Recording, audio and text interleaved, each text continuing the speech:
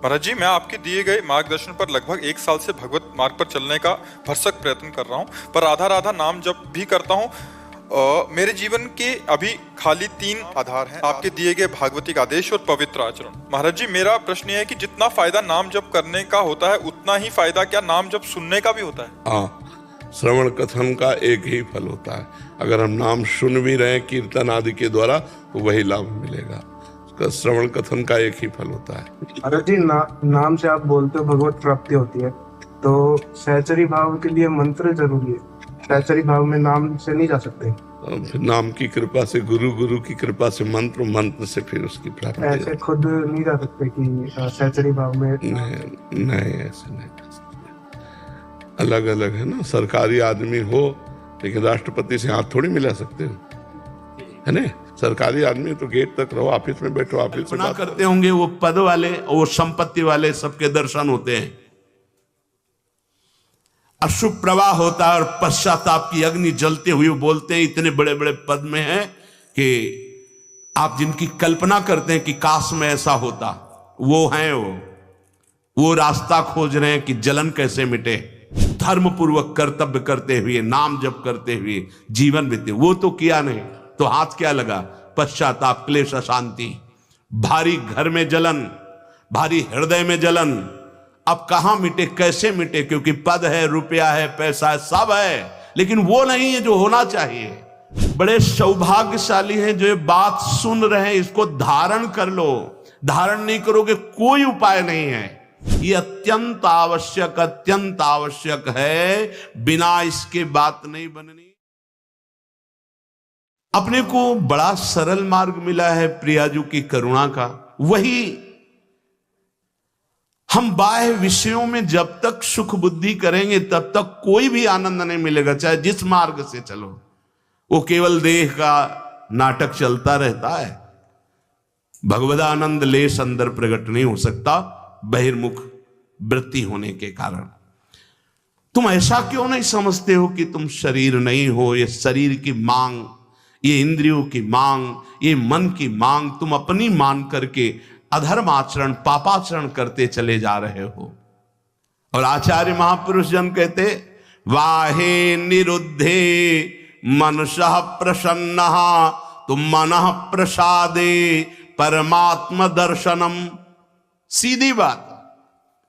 त्यागाच्छांतिरनंतरम, हमारी को अंदर से बुद्धि कहती भोगाच्छांतिरनंतरम। ये जो जलन हो रही, भोग लूं तो शांत हो जाएंगे। शास्त्र क्या कह रहा है? हमारी इंद्रियां जो बाहर जा रही, इनको रोक लो। वाहे निरुद्धे मनसः प्रसन्ना, अखंड प्रसन्नता प्राप्त हो जाएगी।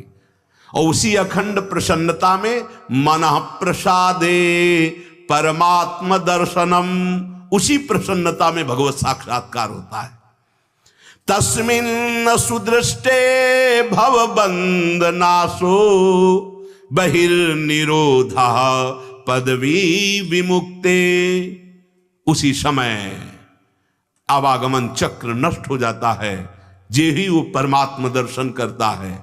इसलिए बाह्य विषयों के भोग की चाह को रोक दिया, वही मुक्त पदवी में बैठ गया, वही जीवन मुक्त हो गया। विवेक तत्काल खड़ा हो जाएगा। नहीं, ऐसा नहीं होने देंगे।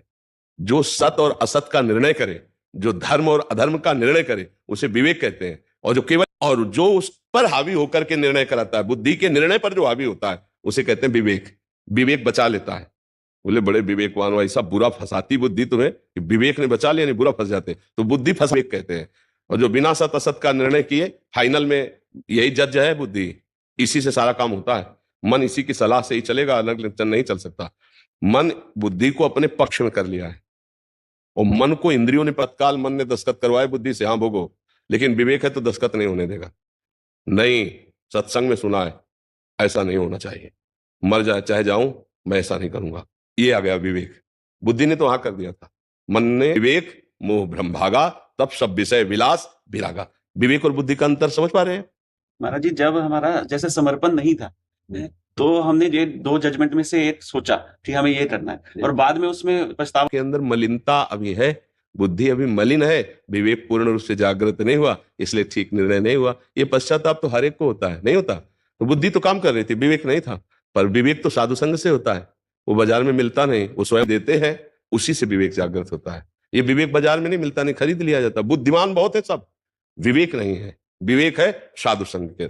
एक बच्चा एकांतिक में एक दिन सत्संग सुनता है, उसने कहा मेरे मित्र गुरुजी क्योंकि आपने ऐसा कहा, वो बात में छोटा बच्चा एक निष्ठा खड़ा होकर के अपने आप दिखा रहा था, ये क्या है, उसके अंदर विवेक जागृत हो गया। ये बच्चे गलत सिखा रहे हैं, क्योंकि गुरुजी कह रहे ब्रह्मचर्य से रहना, ये गलत सिखा रहे, मुझे नहीं करना, ये गलत ना हुई। तो देखो आपके अंदर सत्संग सुना तो विवेक तो आ रहा है ना, कि आप बचना चाहते हो बुद्धि के निर्णय से, आ रहा है ना विवेक। यही विवेक आ रहा है कि आप बचना चाहते हो कि ये बुद्धि ऐसा निर्णय किया और फिर इसके बाद मुझे पश्चाताप होता है कि चुका है, जो इस बात की जांच करना शुरू कर दिया है। लेकिन जब सफल हो जाएगा तो सफल ड्राइवर वही कि घटना के पहले ब्रेक मार दे, घटना के बाद सोचे कि ब्रेक मार देता तो ये